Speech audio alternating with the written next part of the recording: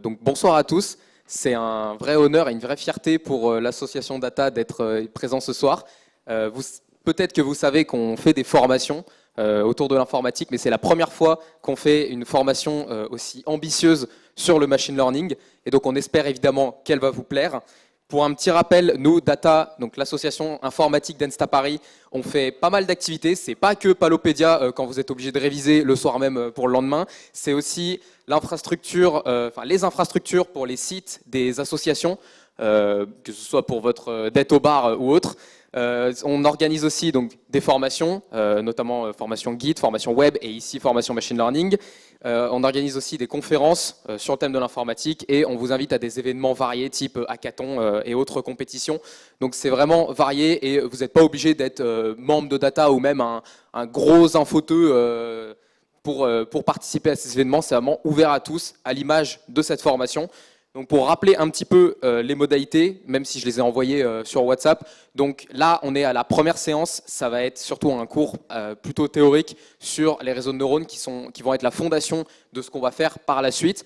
Vous aurez l'occasion de manipuler toutes ces notions avec des projets, donc ça va être sur les prochaines séances.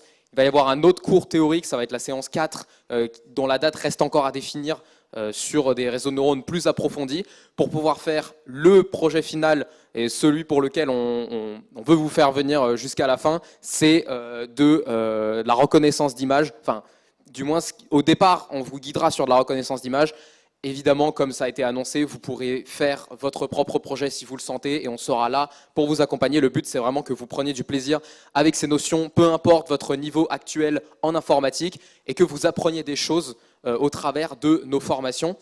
Donc pour cela, au niveau des cours et des questions, donc on a donc les supports vous seront donnés à la fin de la séance. Donc vous pouvez certes prendre des notes, mais c'est pas forcément le plus utile. Il y a même des fois où au contraire, ce sera beaucoup mieux d'être très attentif à ce qui sera marqué sur le tableau parce que ce sera assez important et plutôt, plus ou moins difficile. Il y aura à la fin un petit quiz donc sous la forme d'un caout pour s'amuser un petit peu, pour vérifier, pour voir si vous avez bien tout saisi, tout compris les nuances. Et au niveau des questions, n'hésitez pas à en poser. C'est comme ça qu'on apprend, et notamment sur le groupe WhatsApp qui a été créé justement pour ça. Posez-les dans le groupe parce que ça peut aider des autres personnes. Et de toute façon, comme je l'ai dit, c'est comme ça qu'on apprend. C'est vraiment pas une honte. Et peu importe votre niveau d'informatique.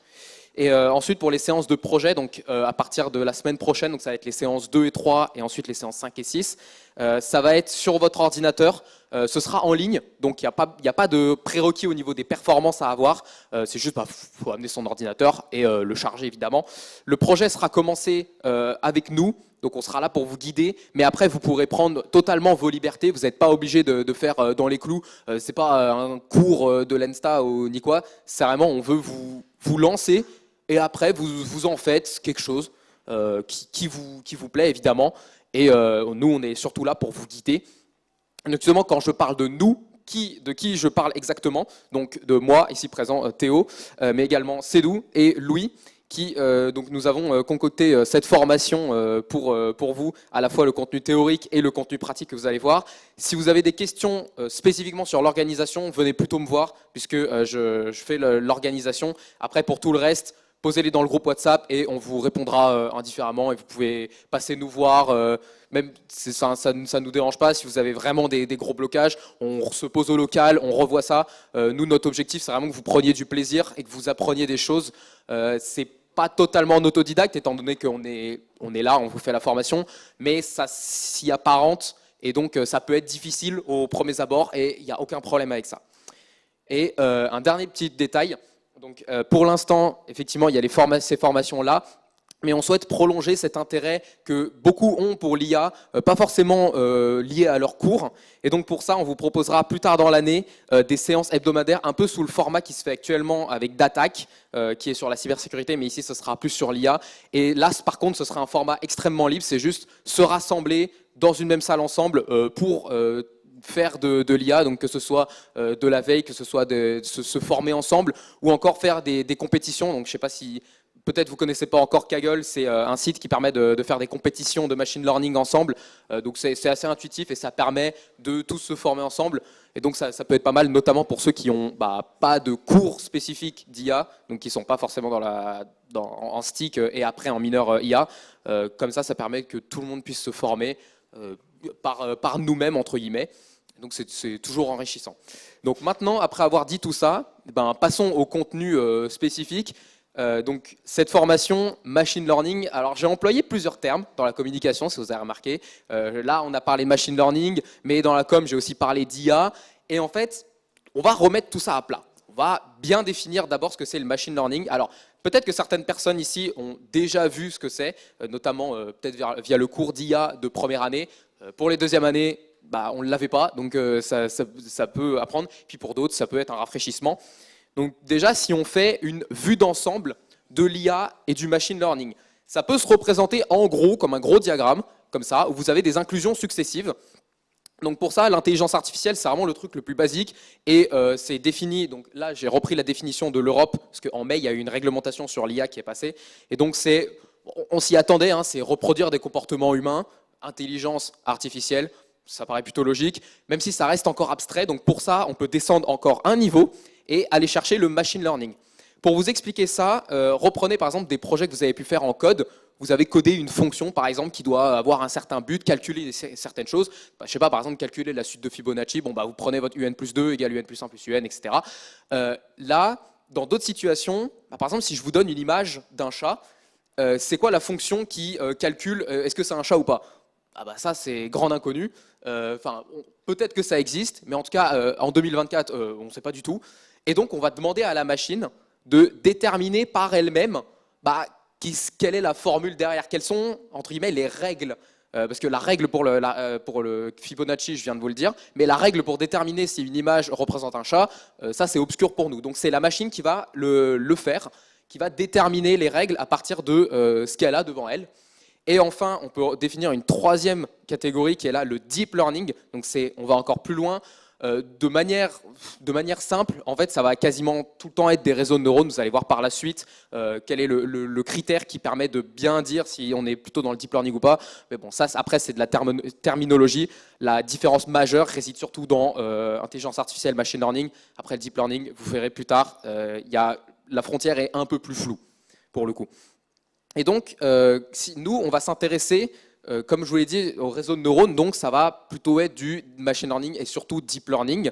Et pour ça, il y a beaucoup d'applications possibles avec des réseaux de neurones. Il y a quelques années, on parlait des assistants comme Google Assistant, Alexa, etc. Aujourd'hui, on parle énormément de ChatGPT et des outils de génération d'images. Mais en réalité, c'est largement pas que ça. On peut faire beaucoup de choses. On peut faire de la suggestion, par exemple, c'est YouTube qui va vous suggérer des vidéos à regarder, de la modification d'images, des outils comme Photoshop sont en train de s'en équiper, de la prévision, ça va être prévision météorologique par exemple, mais ça peut être aussi sur, si je prends des domaines un peu liés à l'Insta, sur des marchés financiers ou alors sur les prix de l'énergie, c'est des choses qui se font aussi avec du machine learning. Quelque chose d'intéressant, surtout pour les 2A, c'est modélisation et simulation. Par exemple, quand vous ne connaissez pas exactement les équations physiques de quelque chose, d'un comportement, mais que vous voulez quand même numériser ça, faire un modèle, c'est le réseau de neurones qui peut vous construire ce modèle. Donc méthode des éléments finis pour les termes techniques. Et un réseau de neurones peut nous permettre de faire ça aussi. C'est une application.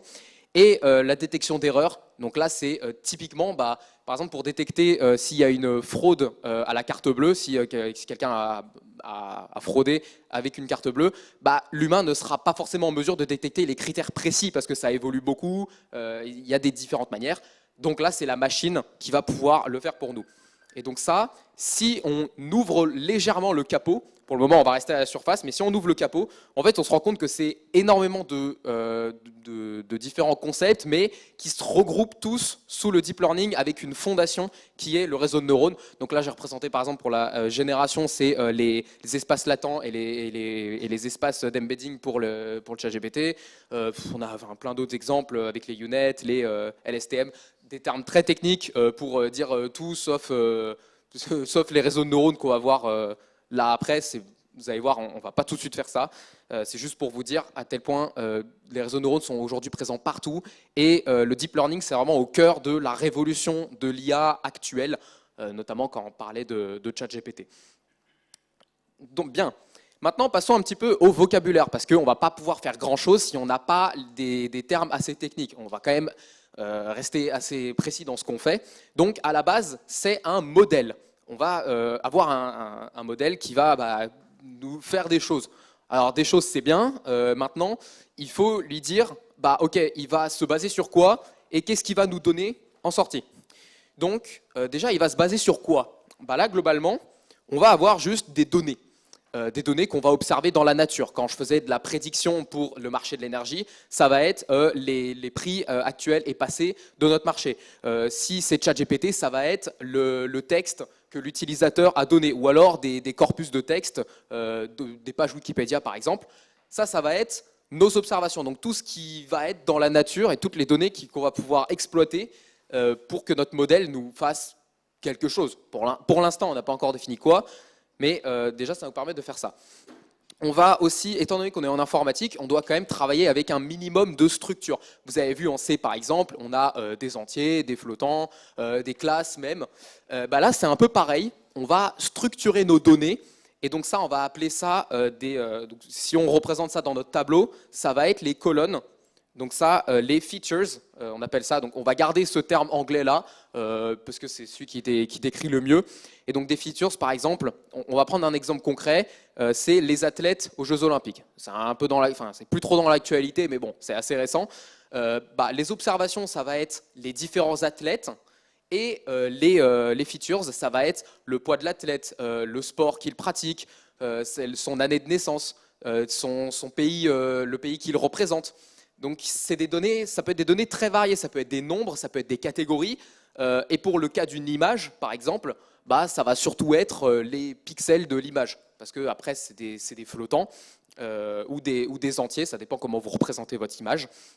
Et donc tout ça, on va le mettre dans un gros tableau qui va former notre jeu de données ou dataset. Donc voilà, c'est vraiment juste ça. Et quand vous allez le représenter en projet, ça va littéralement être un tableau avec vos features, vos observations, et vous allez pouvoir les visualiser comme ça très simplement. Alors évidemment, nos données, elles doivent venir de quelque part. Je vous ai dit dans la nature. Oui, d'accord, très bien. Alors ça, pour le coup, on ne va pas le faire en projet, donc on vous donnera directement les données, vous n'aurez pas à les récolter, mais simplement pour la culture, donc il y a ce qu'on appelle des pipelines, donc juste des endroits par lesquels les données vont pouvoir arriver et transiter.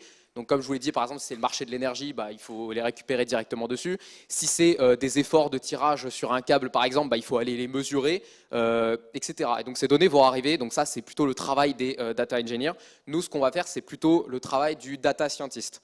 À faire donc, les données et évidemment se représenter ces données et les préparer parce qu'elles viennent de la nature, mais des fois il manque des champs ou alors il y a des données en trop, il y a du bruit, donc tout ça. Donc il va falloir les traiter. Et donc ça c'est la partie data preparation qu'on va aussi faire qui permet d'avoir des données qui soient exploitables parce que sinon notre modèle il va juste avoir une masse de choses incompréhensibles, il ne va pas savoir quoi faire. Un peu comme un humain, si vous lui présentez un poly de maths de 120 pages, soit comme ça, sans format, on ne sait pas quoi en faire, ou alors si vous formatez tout ça en un cours avec des mind maps, etc., là c'est beaucoup plus compréhensible.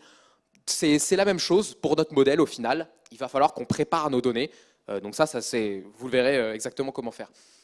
Donc là, c'est bien, on a défini ce que notre modèle va pouvoir prendre, ce qu'il va pouvoir manger, entre guillemets. Très bien, mais qu'est-ce qui va nous sortir ensuite?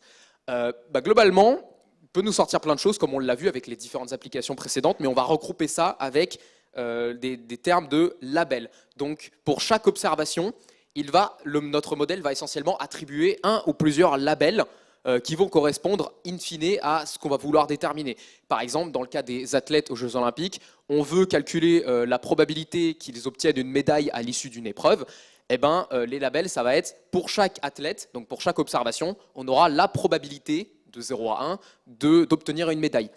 Donc ça, ensuite, on va pouvoir analyser ces données-là, je sais pas, par exemple, si vous êtes dans un cabinet de conseil, vous allez récupérer ces données, vous allez en faire des graphiques et vous allez les vendre à votre client. Bon, très bien. Mais il y a plein de manières d'analyser des données. Et Premièrement, déjà pour voir si notre modèle il raconte pas n'importe quoi, parce que s'il nous prédit que tous les athlètes vont gagner des médailles et que finalement personne n'en gagne, il y a des questions à se poser. C'est pas forcément notre modèle qui est trop bête, c'est peut-être nous qui avons fait une erreur à la base. Et donc, voilà globalement pour la vue d'ensemble, avec en dessous les métiers un petit peu qui sont impliqués. Et nous, comme je vous l'ai dit, on va se concentrer sur ces 3 cases-là, donc les données et les traiter, développer un modèle et interpréter et utiliser les prédictions qui sont faites. Maintenant, on va regrouper donc, les applications, on va dire, du machine learning en des différentes catégories selon ce qu'on veut obtenir en sortie, précisément. Donc, il y en a un des types qu'on ne va pas faire dans la séance de projet, mais qui est important quand même de mentionner, c'est le clustering. Donc là, c'est juste, vous imaginez, vous avez un ensemble d'objets et vous voulez les regrouper, différents groupes, mais vous ne savez pas trop sur quels critères, ou du moins, vous voulez laisser faire la machine toute seule. Eh ben, la machine, elle va prendre ces objets et elle va faire sa classification en groupe comme elle le sent. Donc, c'est pas par exemple classé en fonction de la forme ou de la couleur, c'est vraiment la machine qui se débrouille. Donc ça, c'est des représentations un peu plus peut-être complexes, donc on ne va pas aborder dans le cours là. Nous, ce qu'on va faire, c'est essentiellement les 2 autres. Donc la classification, comme le nom le suggère, c'est j'ai différentes classes. Mon objet, il est rouge, il est bleu, il est vert. Je veux savoir s'il est rouge, bleu, vert. Donc on a des catégories fixes. Ou dans le cas, par exemple, des athlètes aux Jeux Olympiques, comme je vous l'ai dit tout à l'heure, ça va être est-ce qu'il va gagner une médaille de bronze, est-ce qu'il va gagner une médaille d'or, une médaille d'argent. Ça peut être un type de classification. Et enfin, la forme, je dirais, la plus générale, qui est la régression. Là, c'est simplement, on veut calculer une valeur numérique. Donc, je vous ai pris l'exemple de la suite de Fibonacci tout à l'heure, qui est assez simple à calculer parce qu'on a la formule. Si c'est quelque chose qui est une valeur numérique qui est moins simple à calculer, comme le prix de votre énergie dans 10 jours, ça, on n'a pas de formule explicite. Donc, c'est notre modèle qui va nous donner la valeur numérique du prix dans 10 jours. Donc ça, c'est une régression. Quand on dit régression, évidemment, vous avez le terme linéaire qui vient juste après. C'est normal, à l'école, on a souvent vu la régression linéaire. Là, c'est une forme beaucoup plus générale où on va essayer de trouver des fonctions à partir de toutes nos données. Donc là, ça va nous donner, notre modèle va être une fonction f, qui peut être plus ou moins régulière. Si c'est régression linéaire, on connaît la forme. Dans le cas général, on ne connaîtra pas la forme de la fonction f et on pourra encore moins la calculer explicitement. Sinon, on n'utiliserait pas du machine learning. Et enfin, donc on a vu que ce modèle peut disposer de données. Mais ce n'est pas forcément le cas. Et c'est là où on distingue 2 manières pour notre modèle, pour qu'il puisse déterminer les règles du jeu, comme je vous l'ai dit. Donc déjà, l'apprentissage supervisé, ça c'est quelque chose que vous avez peut-être entendu, c'est on injecte d'abord des données qui sont étiquetées à notre modèle. Donc par exemple pour les athlètes aux Jeux Olympiques, c'est je sais que tel athlète a gagné une médaille d'or, je sais que tel athlète a gagné une médaille de bronze. Et on lui donne ces données-là pour qu'il puisse s'entraîner, pour qu'il puisse reconnaître les motifs dans les jeux de données, qui se disent « Ah ok, alors celui-là, il a gagné une médaille d'or parce que je regarde dans mes données au niveau de… On ne sait pas, le modèle fait sa vie. » Et ensuite, il va pouvoir nous donner des prédictions.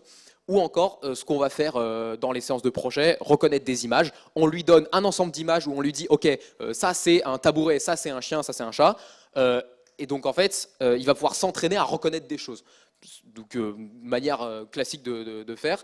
Et également apprentissage non supervisé qui est aussi très utilisé, nous qu'on ne fera pas. Là par contre, il n'y a pas d'entraînement. C'est le modèle qui va déterminer par lui-même, tout seul comme un grand, on ne lui donne pas de données à l'origine.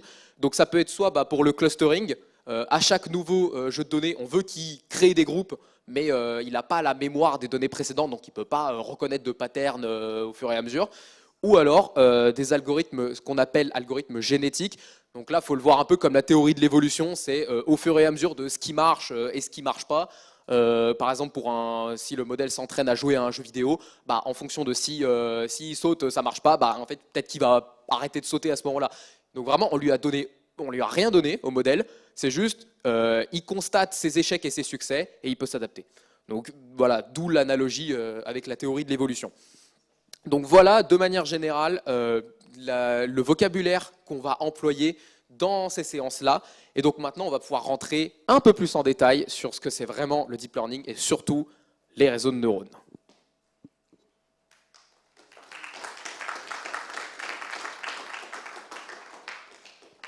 Bonjour. Alors, je vais vous présenter à présent ce que c'est que le réseau de neurones, le fameux réseau de neurones. Alors, il y aura pas mal de vocabulaire derrière, pas mal de mots qui peuvent paraître un peu bizarres au début et que, au fur et à mesure du temps, peuvent être compliqués à faire entrer. Mais vous verrez que les notions derrière, que vraiment tout ce qui est idée, rentrera assez facilement. Donc là, nous avons un réseau de neurones. Un réseau de neurones dans lesquels nous avons du coup des nœuds, c'est les ronds que vous voyez ici, ou neurones, c'est comme vous voulez, et des liens entre ces nœuds, que je vais expliquer plus tard. Donc chacun de ces nœuds est toujours localisé en gros dans une couche. Les couches, il y en a de trois types. On a la couche d'entrée, input layer, dans laquelle nous avons les éléments qu'on mettra en entrée de notre réseau de neurones. On a la couche de sortie, dans laquelle on mettra les éléments qui seront du coup la sortie de notre réseau. Et entre les deux, on a plusieurs couches, qu'on appelle couches cachées, dans lesquelles on a des neurones, encore une fois, qui vont interagir avec les neurones qui viennent avant et après. Ici, retenez bien juste que tout ce qui se passera depuis les neurones d'entrée vers les neurones de sortie, et qu'il n'y a pas, en gros, d'événements qui se passent dans l'autre sens. C'est dans un seul sens. Et c'est pour ça qu'on parle de feed-forward neural network. Donc là, on va faire un zoom du coup sur ce qui se passe entre des neurones d'une couche et les neurones d'une couche I plus 1. Donc là, supposons qu'entre la couche I et la couche I plus 1, on ait un élément X-res qui va dépendre de deux éléments qui sont dans deux neurones différents qu'on va appeler X1 et X2. Donc là, l'idée, c'est qu'on prend notre X1, on va le multiplier par un poids, W1, on prend notre X2, on va le multiplier par un autre poids, W2, et on va les additionner. Donc ça fait X1 W1 plus X2 W2. À ces deux éléments-là, on va rajouter un biais. Un biais, ça peut être une valeur, encore une fois, qui ne dépend pas donc, de X1 et X2, et qu'on peut voir plus ou moins comme une constante ici. Donc on somme les trois. Une fois qu'on a sommé les trois, on va appliquer une fonction dessus. Cette fonction, c'est ce qu'on appelle la fonction d'activation. La fonction d'activation, c'est un terme très important dans les réseaux de neurones. Il y en a quelques-uns qu'on utilise plus souvent que d'autres. Je vais vous en présenter quelques-uns dans les slides qui vont suivre. Et vraiment, l'idée, c'est juste, on part d'éléments dans des couches I, on applique des poids et un biais dessus, on applique une fonction d'activation à la fin, et ça nous donne les éléments de la couche I plus 1. Et c'est à peu près l'élément le plus essentiel en fait des réseaux de neurones. Tout ce qui se passe, c'est qu'on prend des éléments en entrée, on applique des poids et des biais et des fonctions dessus. Il y a plusieurs couches, et à la fin, on obtient un résultat. Et on parle donc de deep learning en général lorsqu'on a un réseau de neurones qui contient au moins une couche cachée. Souvent, on considère que 2, c'est un peu un minimum parce que 1 encore, c'est un peu limite. C'est là qu'on peut voir un peu, on va dire, des fonctions un peu plus développées se faire. Merde. Des fonctions un peu plus développées se faire. Et voilà. Donc maintenant, on va faire un exemple sur un cas un peu plus simple. On va se poser la question suivante. À quel point ressembles-tu à M. Chapoutot? Donc maintenant, je vais me poser une question. Selon vous, quelle variable d'entrée on pourrait utiliser pour savoir à quel point une personne ressemblerait à M. Chapoutot? Ouais, les yeux, c'est une bonne idée. La taille des yeux, par exemple. Il a des lunettes. La taille des lunettes, ouais, pourquoi pas, s'il en a ou pas. Les cheveux. Ouais. Les cheveux, ouais, pas mal. Ok. Bon, du coup, nous, on prendra comme variable d'entrée, on n'en prendra qu'une seule pour l'instant parce qu'on veut rester simple. On va prendre la largeur du front. Alors, donc là, on a un réseau de neurones vraiment très simple, avec une couche d'entrée et une couche de sortie avec un seul neurone dans les deux, ce qui représente le fait qu'on n'a qu'une seule entrée, la largeur du front, et une seule sortie, le taux de ressemblance à M. Chapoutot. Et on aura ici une seule couche cachée avec deux neurones, X1 et X2.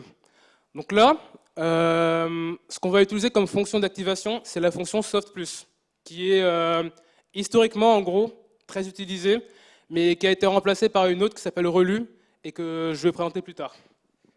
Donc, la fonction soft+, c'est ln de 1 plus x. ln de 1 plus x, quand on la représente, c'est très proche de 0 pour des valeurs négatives, et lorsqu'on se rapproche de 0, elle commence à monter et elle finit par ressembler à la fonction identité. L'idée de se débarrasser des valeurs négatives et garder les valeurs positives, c'est quelque chose qu'on retrouve souvent dans les réseaux de neurones. Parce qu'en gros, en fait, si on n'avait qu'une seule ligne, si on avait une fonction qui ne faisait pas rendre négligeable une partie des valeurs, on ne pourrait pas s'écarter de la linéarité. Parce qu'en gros, un réseau de neurones, vu que c'est que des produits par des poids et des sommes, on aurait au final quelque chose de linéaire si on n'avait pas ce côté fonction d'activation qui va venir retirer des valeurs d'avant et mettre en valeur en gros une partie des valeurs. Et il y a aussi l'idée du biais dont j'ai parlé plus tôt. Vu qu'il y a un biais qui est mis sur les valeurs données en entrée, ça permet en gros de se débarrasser d'une partie des valeurs à partir d'un certain seuil. Donc par exemple, si on mettait comme biais moins θ, c'est à partir de la valeur θ qu'on va commencer à prendre en valeur, enfin prendre en question en gros les valeurs données. Et du coup, cette fonction qu'on a ici, elle est faite en considérant que notre réseau a déjà été entraîné. L'entraînement du réseau, le fait d'obtenir les bons poids et les bons biais, c'est quelque chose qui va être expliqué plus tard par lui. Ici, on suppose déjà qu'on a déjà les bons poids et les bons biais. Donc là, je vais essayer de vous expliquer un peu ce qui s'est passé dans la couche cachée avant d'obtenir ce qu'on a ici dans la couche de sortie. Donc, on va prendre ici W1 égale moins 2, W2 égale moins 0,1, W3 égale moins 1, W4 égale 2. Et pour θ1, on va prendre 2, θ2, 1 et θ3, moins 0,5. Donc là, les θ, c'est les biais et les W, c'est les poids. Donc ici, vu qu'on a pris W1 est égal à moins 2, ce qui va se passer à partir de nos valeurs, oui d'ailleurs nos valeurs, elles vont être supposées entre 0 et 35 pour simplifier ce qui se passe. Pour des valeurs entre 0 et 35, si on prend un poids de moins 2, toutes les valeurs vont se retrouver dans la partie négative de la fonction sauf plus. Et en rajoutant un biais qui est ici de 2, on va alors toujours se décaler, mais en fait, les valeurs vont quand même se retrouver en grande majorité dans la partie négative. C'est à peu près cette zone-là qui va être prise. Et si on représente ça, donc pour des valeurs qui vont de 0 à 30, on va obtenir une figure qui va ressembler plus ou moins à ça. Donc là, la valeur 0 plus 2, elle va se retrouver par là. Donc on a une valeur qui va monter ici. Et au fur et à mesure, on va descendre. Donc on a des valeurs qui vont ressembler à peu près à ça. Cette droite-là. Enfin, c'est pas une droite. Une fois qu'on a fait ces valeurs-là, pour continuer, donc là, on a obtenu x1 en gros. Ça, c'est x1. Une fois qu'on a obtenu x1, on va appliquer W3 dessus. W3, c'est moins 1. Donc ça veut dire que cette figure-là, elle va se retourner de l'autre côté. Et ça va ressembler à peu près à ça. Donc ça, cette courbe-là, en fait, c'est la première courbe qui a été obtenue à partir de la partie d'au-dessus de notre réseau de neurones. Maintenant, on fait l'autre côté. W2 et θ2. Donc W2 est négatif encore une fois, mais cette fois-ci, il est très petit, c'est moins 0,1. Donc là, ce qui va se passer, c'est qu'on va prendre des valeurs qui vont se retrouver dans une zone beaucoup plus petite. Et le θ2 égale 1 va décaler un tout petit peu la figure, mais ce n'est pas très important. Et du coup, on va obtenir quelque chose qui sera beaucoup plus droit, en gros. Ensuite, lorsqu'on va de x2 à y, on applique un poids W4 qui vaut ici 2. Donc en gros, en fait, on va juste multiplier les valeurs par 2. Donc on obtient à peu près une figure qui va ressembler à ça. Une fois qu'on a obtenu ces deux figures, et qu'on va faire la somme des deux, donc là, y, c'est la somme de ce qui a été obtenu de la partie d'en dessous et de la partie d'au-dessus, on obtient une figure qui va ressembler à peu près à ça. Alors là, en gros, les valeurs là vont être très très élevées par rapport aux valeurs qui sont ici. Donc les premiers points vont apparaître à peu près par là. Et l'idée, c'est que vu qu'on a pris des valeurs qui sont plutôt par là et qu'il y a une plus grande pente que les valeurs qui sont là, ces valeurs-là vont monter plus vite que ces valeurs-là vont descendre. Donc au début, on aura une montée. Et au fur et à mesure, vu qu'ici, la pente va commencer à se calmer assez vite alors que celle-là se calme moins, ça va recommencer à descendre. Et du coup, on obtient une figure qui va ressembler à peu près à ça. Une fois qu'on a fait ça, on applique θ3, qui vaut ici moins 0,5. Et là, ça va descendre et on obtient une figure qui va ressembler à peu près à ça. Et c'est donc comme ça qu'on retrouve plus ou moins la fonction qui a été représentée ici. Et ouais, d'ailleurs ici, on suppose que la largeur du front du Kunst-Chapoutot, elle est autour de 18 cm et que du coup, c'est à partir de là qu'on a une ressemblance qui serait supposée à 100%. Bien. Maintenant, on va faire un autre cas. Donc là, en fait, c'est à peu près la même chose qu'avant, mais dans un cas où cette fois-ci, on va prendre en compte une autre fonction d'activation qui s'appelle relu, qui ressemble beaucoup à softmax, mais qui cette fois-ci sera beaucoup plus rectiligne, disons.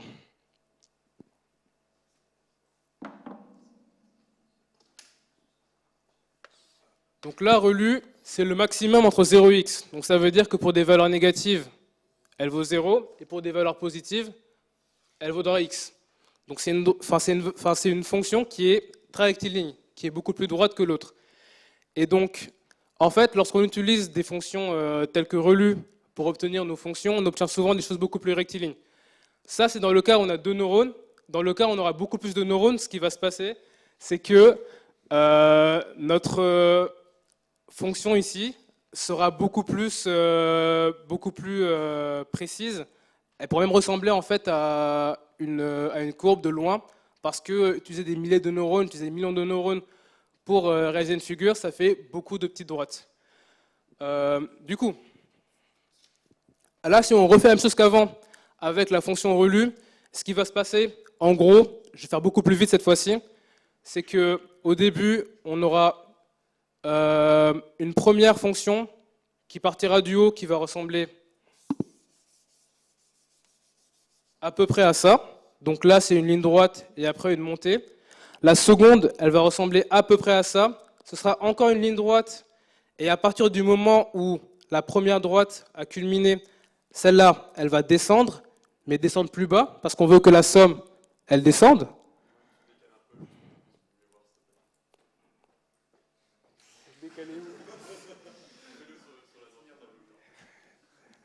Vous voyez tous? Ok, bah carré. Donc là, la première, elle monte. La seconde, elle fait tout droit. Et à partir de là, donc avec un biais différent, elle va descendre, mais plus fort. Et en gros, cela va donner une somme qui va ressembler à peu près à ça. Donc là, c'est 0, puis ça monte, puis ça descend très bas. Sauf que là, le souci, c'est qu'on ne veut pas que notre fonction elle aille vers les valeurs négatives. Donc ce qu'on a fait ici, c'est qu'on a appliqué une autre fonction relue à la fin, sur y, pour qu'à la fin, le résultat, au lieu qu'elle fasse ça, ça, puis qu'elle descende jusqu'en bas, qu'elle reste droite, puis qu'elle monte, qu'elle descende, et qu'ensuite, parce qu'il y a une fonction relue, elle va rester à 0. Elle ne pourra pas descendre en dessous. Et c'est à peu près ce qui se passe du coup pour un réseau simple. Pour des réseaux plus compliqués, c'est beaucoup plus fastidieux de tout faire tout seul, mais l'idée est toujours la même. Donc maintenant, on va faire un autre cas, le cas de la classification.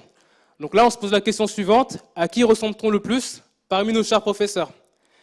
Et pour ce faire, on va utiliser une méthode qui est très similaire à ce qu'on a fait avant, sauf que cette fois-ci, on aura 3 sorties intermédiaires, ici Y Ortiz, Y Chap et Y Pérez, et une fois qu'on a obtenu ces 3 sorties intermédiaires, on va regarder quelle valeur a été la plus grande. L'idée, c'est que la valeur la plus grande représentera du coup le Y correspondant à la personne à laquelle on ressemble le plus. Donc, supposons, j'ai un front comme Chapoutot, ça fait 10 cm, et donc ça fait, supposons, ici encore, une valeur de Y Chap qui serait autour de 1. Pour Y Ortiz, plutôt autour de 0,5, Y Pérez autour de 0,25. Donc, parce que Y Ortiz est plus élevé, on obtient une valeur, enfin y chap est plus élevé, y va nous dire que je ressemble plus à Chapoutot. Cette idée-là, pour la traduire dans un réseau de neurones, c'est pas simple. En fait, le faire comme je l'ai fait ici, ça marche pas toujours parce que, enfin, ça marche toujours, on va dire, mais c'est plus compliqué à interpréter parce que nos valeurs ici de y peuvent être négatives, peuvent être des valeurs qui valent 50, 49, et on ne saurait pas trop comment les interpréter directement. Donc, nous, ce qu'on voudrait, c'est avoir des valeurs qui vont, supposons, de 0 à 100%, des valeurs normalisées. Donc, pour ce faire, on va utiliser d'autres fonctions d'activation qui s'appellent argmax et softmax. Alors, argmax, c'est très simple. C'est comme la fonction argmax, ce qu'elle fait, c'est qu'elle prend le y le plus élevé et elle va la mettre à 1, tout le reste à 0. Donc par exemple, si y Ortiz valait 1, y Chap 0,5, y Perez 0,5, avec la fonction argmax, en passant par la fonction argmax, on aurait 1 du coup pour Ortiz, 0 pour Chap et 0 pour Perez. C'est une fonction qui est pratique du coup pour avoir rapidement l'idée de quel élément a été retenu visuellement. Sauf que argmax n'est pas dérivable en général et ça cause des soucis pour la suite.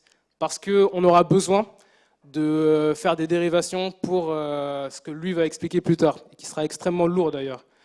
Donc là, la partie softmax, en fait, elle est là pour avoir une version de argmax qui est dérivable et qui est tout aussi interprétable.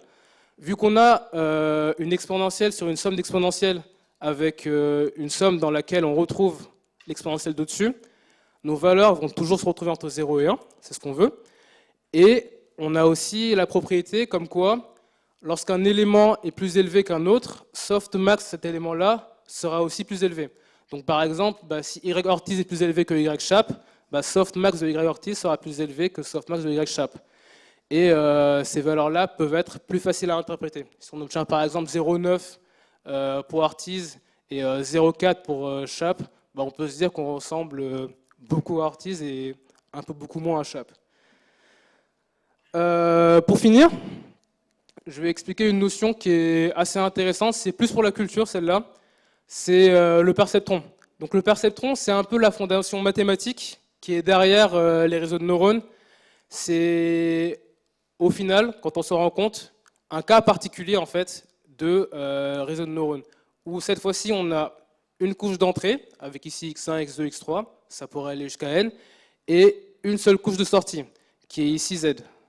Donc là, entre les deux couches, on a, comme expliqué plus tard, enfin expliqué plus tôt, on a des multiplications par des poids pour chacun des xi, et une addition par un biais qui est ici moins θ.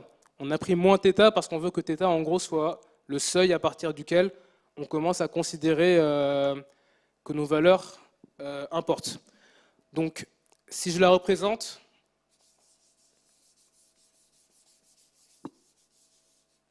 ça va ressembler à ça. Donc là, ça va valoir 0, 0, 0, 0 jusqu'à la valeur θ. Et à partir de θ, ça va valoir 1.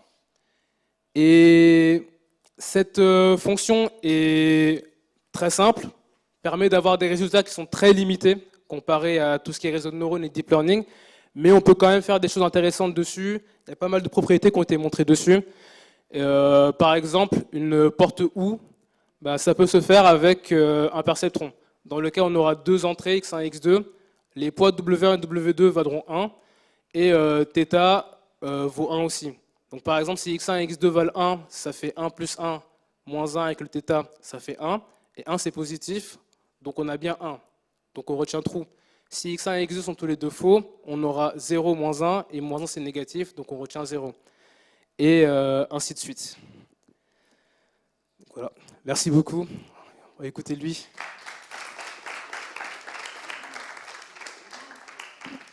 Juste avant de passer à la suite, est-ce que déjà il y a des questions à ce stade? Peut-être c'est d'où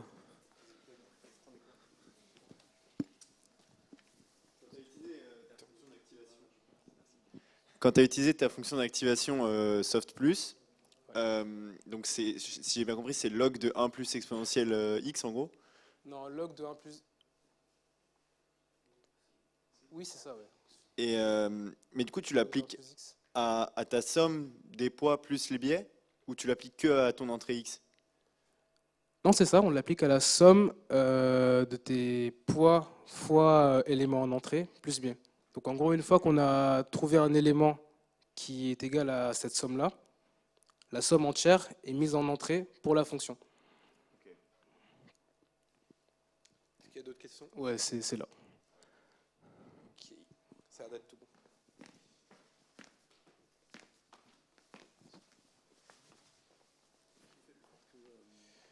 Ok, maintenant que Cédou vous a expliqué justement comment fonctionnait un réseau de neurones, il vous a expliqué, il vous a donné quelques poids, donné quelques exemples, c'est très bien.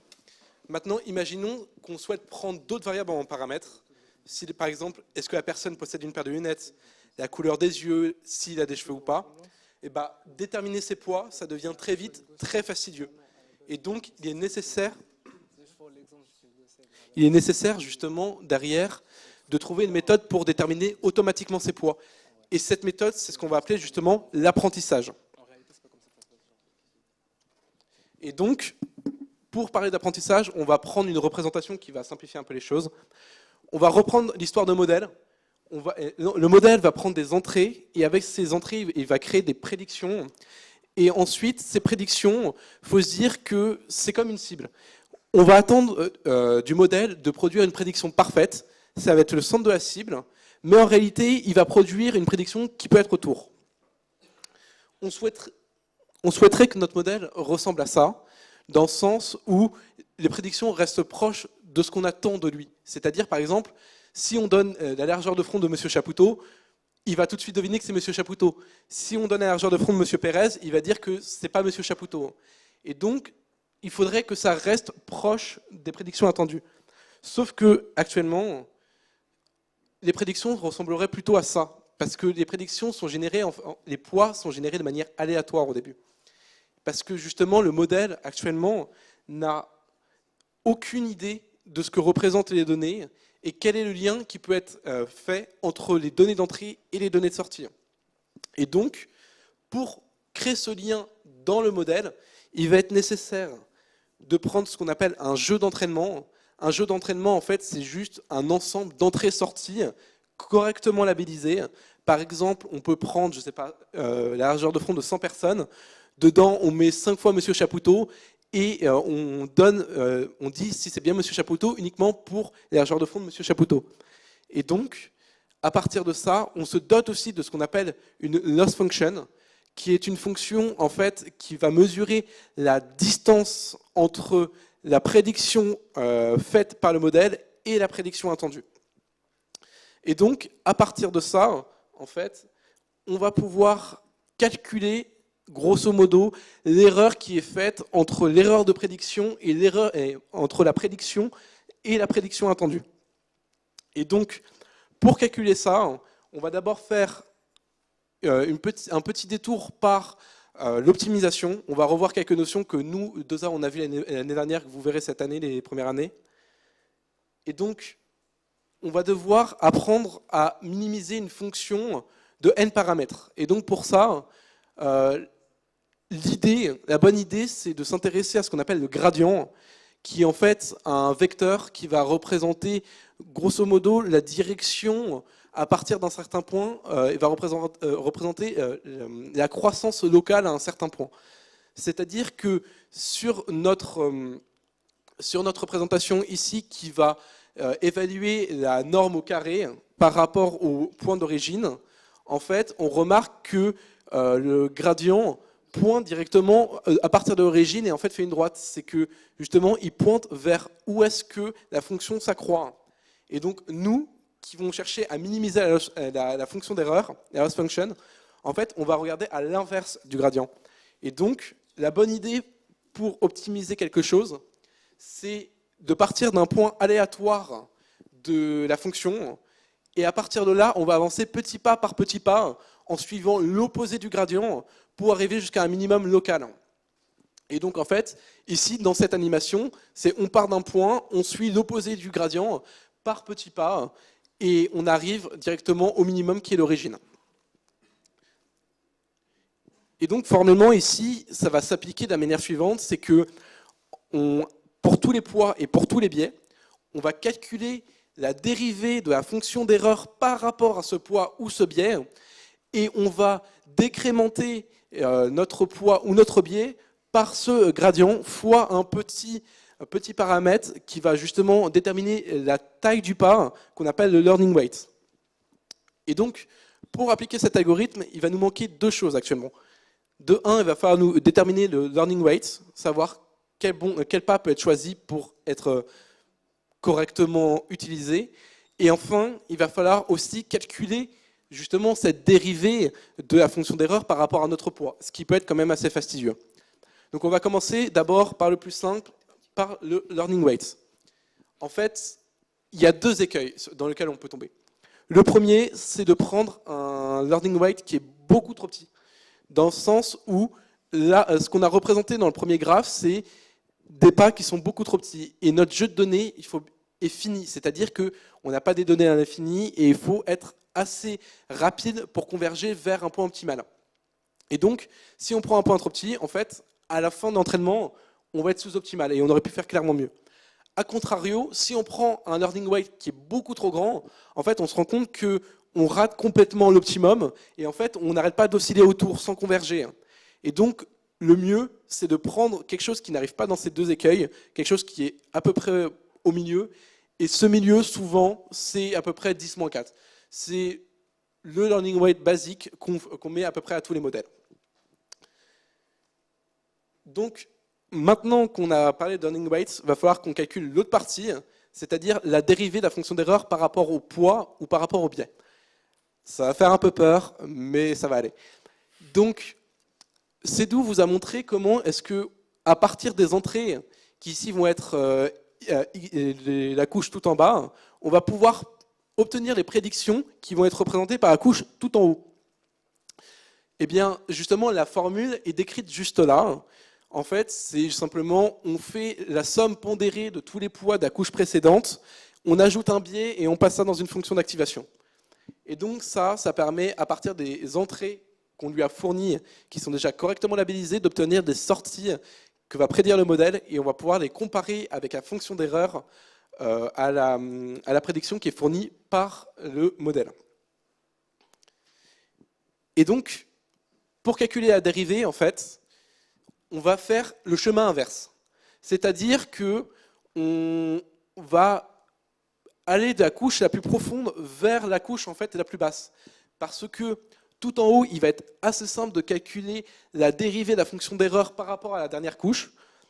Et en fait, on va pouvoir y aller petit pas par petit pas. Et par exemple, ce qu'on va faire, c'est qu'on va supposer, pour une certaine couche, on va supposer qu'on va connaître la dérivée de la fonction d'erreur par rapport à la sortie de cette couche. Et en fait, on va pouvoir assez facilement calculer la dérivée de la fonction d'erreur par rapport au poids et par rapport au biais de toute cette couche. Et on va pouvoir aussi calculer la dérivée de l'erreur par rapport à la sortie de la couche précédente. Et c'est ce qu'on va faire maintenant. Assez rapidement, en fait, c'est que lorsqu'on possède la sortie de la dérivée de l'erreur par rapport à la sortie de la couche, il faut se dire que la sortie de la couche est donnée, en fait par la formule qui est représentée tout en haut. Et en fait, c'est ici, on va juste transiter en fait notre dérivée d'erreur par rapport au poids. On va la faire transiter par la dérivée de l'erreur par rapport à la sortie de la couche. Et après, il nous restera juste à dériver la sortie de la couche par rapport au poids, ce qui est en fait assez simple avec la formule qui est fournie juste au-dessus. Et donc, ça nous donne une formule qui est assez moche, qui est celle-ci. On va pouvoir faire exactement la même chose pour le poids. Bon, Eduroam fonctionne très bien, donc c'est toujours un bonheur. Bon, vous verrez sur les slides, mais elle est extrêmement similaire. Et enfin, par rapport à la sortie de la couche précédente, ça ressemble toujours à la même chose.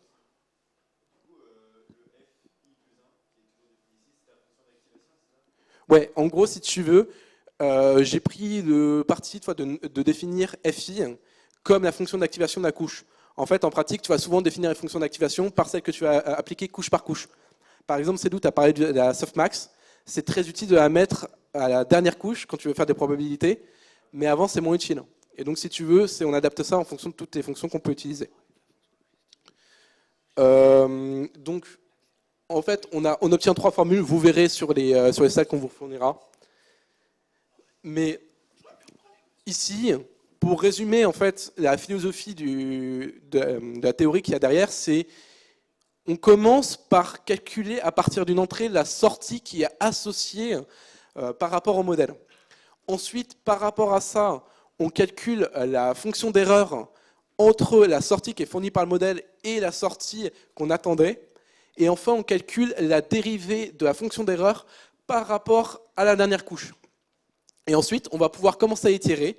En appliquant les formules précédentes, on va pouvoir calculer la dérivée de la fonction d'erreur par rapport au poids et par rapport au biais d'une couche. Ensuite, on va pouvoir mettre à jour les poids et les biais avec justement l'algorithme de descente du gradient. Et enfin, on va pouvoir calculer la dérivée d'erreur par rapport à la sortie de la couche précédente pour ensuite pouvoir reboucler.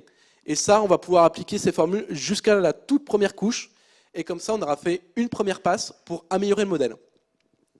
Cet algorithme, on va l'appliquer à chaque donnée d'entraînement qu'on a fait.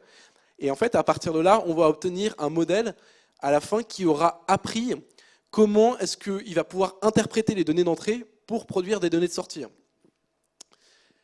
Et c'est ce qu'on détaillera beaucoup plus dans la prochaine séance. C'est comment est-ce que justement on peut voir à quel point est-ce qu'il a bien appris. Mais heureusement pour vous, toutes les formules dégueulasses que je vous ai montrées, en fait, on n'en a pas besoin. Parce qu'en fait, c'est des choses qui sont calculées automatiquement. C'est directement grâce aux technologies qu'on va utiliser, donc les frameworks type PyTorch, etc. Ça permet en fait de calculer automatiquement la dérivée de la fonction d'erreur par rapport au poids, par rapport au biais, et les mettre à jour avec l'algorithme de descente du gradient. Mais c'est quand même utile de savoir, c'est pour ça qu'on a fait cette partie ce soir, c'est que là vous allez sortir d'amphi, vous allez savoir exactement comment est-ce qu'à partir du réseau de neurones, en fait, comment est-ce qu'il fonctionne pour produire des prédictions et comment est-ce qu'on a réussi à l'entraîner pour produire des prédictions. Et donc, c'est là-dessus qu'on va pouvoir passer au Kahoot.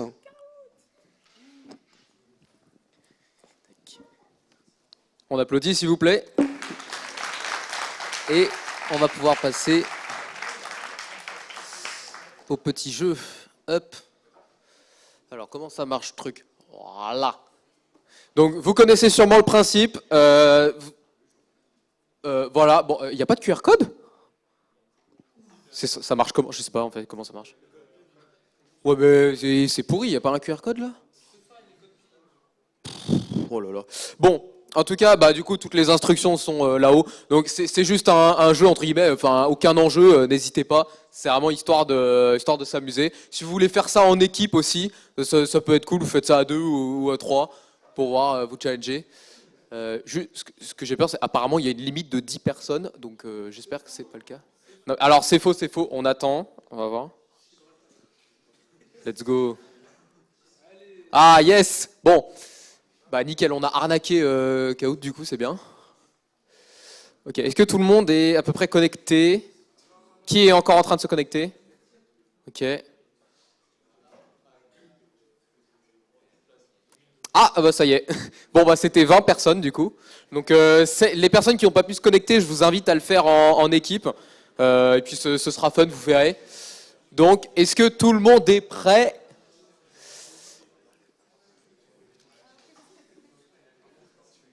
Pas tout le monde est prêt. Hop, et c'est parti. Donc, est-ce qu'on doit lire les questions ou pas, ou c'est déjà fait, ou c'est fait automatiquement? J'en ai aucune idée. Je m'y connais. Vraiment, je suis un boomer. Hein. Ok. Complète le schéma qui va arriver juste là. Donc, avec les termes manquants, il faut trouver les bonnes définitions. Bah, normalement, on commence doucement.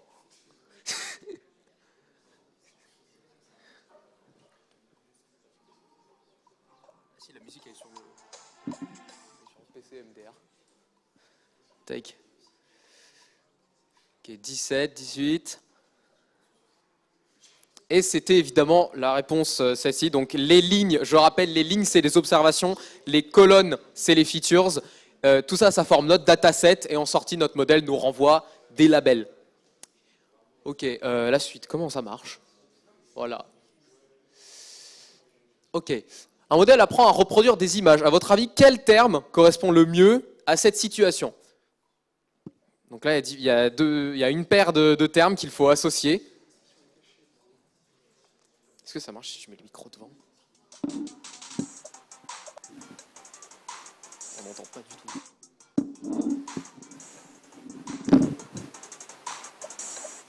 On entend un peu.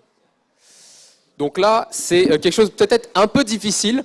Alors, on nous dit un modèle apprend à reproduire des images. Donc on veut reproduire quelque chose. Donc on lui a bien donné une chose en entrée. Donc là, en fait, on l'a entraîné à reproduire ça. Donc dans ce cas-là, c'était plutôt du supervisé. Et après, pourquoi je dis que c'est de la régression? Parce qu'en fait, une image, finalement, c'est des données numériques derrière. Donc on va calculer des données numériques. Donc c'est pour ça que c'est de la régression. Évidemment, on ne va pas essayer de classifier, malheureusement. À la limite, on peut classifier des images, mais là, c'était vraiment reproduire une image. Donc on veut calculer des valeurs numériques. Ouais, c'était un petit peu méchant. Donc voilà, pour l'instant, oh là, c'est qui Colonel Goyave? Ah putain, pas mal. Ok. Troisième question. Dans le contexte des réseaux de neurones, qu'est-ce que le biais? Donc là, attention à bien lire les réponses. De quoi? Ah putain, ouais, j'avoue.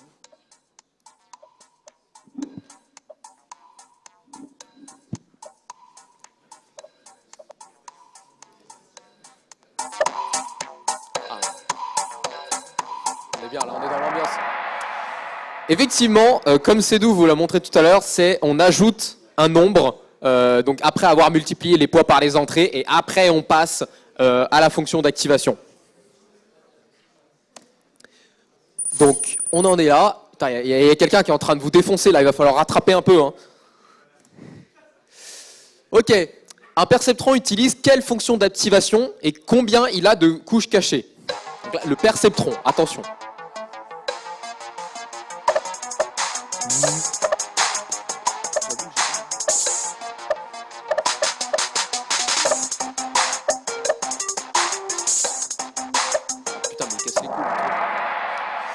Voilà, donc effectivement, alors déjà, la réponse facile, c'est qu'il n'y avait pas de couche cachée, c'est le perceptron, c'est juste un seul neurone.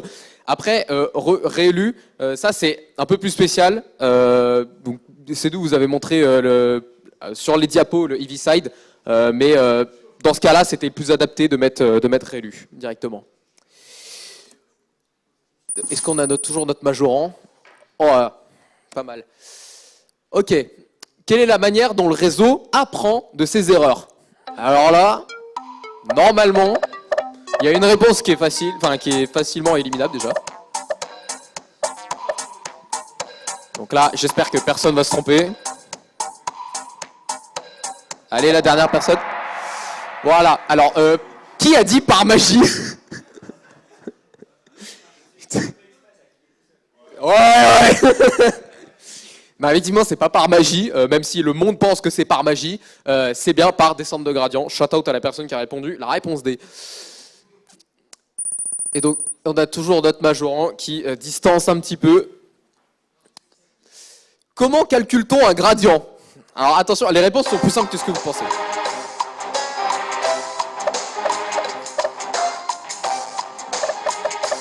Alors là, subtilité. C'est un perfect match. Alors là, on vous demandait comment calcule-t-on les gradients. Donc là, c'est vraiment, on voulait les calculer explicitement. On n'est pas dans le cas où c'est la machine qui nous le fait cette fois-ci. La question était peut-être un peu ambiguë. Ouais, effectivement, putain, il y a du débat. Hein. Bon, au pire, c'est pas important. C'était juste pour voir un petit peu. Donc là, il y a effectivement le perfect match. C'est pas mal. Et c'était la dernière question. Ouais, on applaudit. Ah, oh, quelqu'un, il y a un outsider. Bien ouais.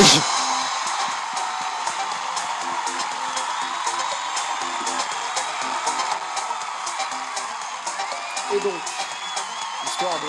Il est où mon curseur?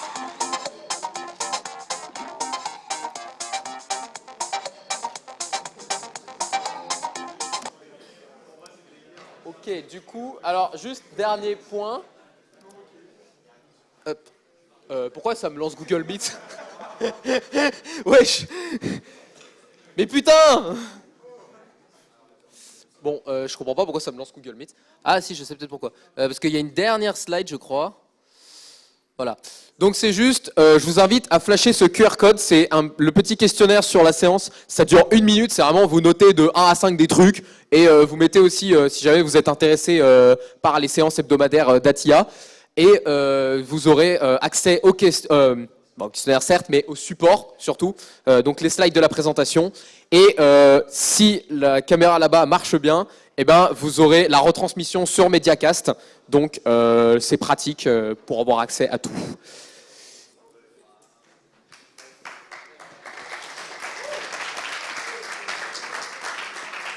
Donc merci à vous, merci pour votre participation et on espère vous retrouver pour les prochaines séances qui vont être, je pense, très très intéressantes pour vous parce qu'on va vraiment mettre les mains dedans et vous allez coder vos premières intelligences artificielles. Et ça, je pense que c'est magnifique, tout simplement. Donc venez, c'est tous les jeudis à 18h, sauf la séance 4, mais ça, on verra plus tard.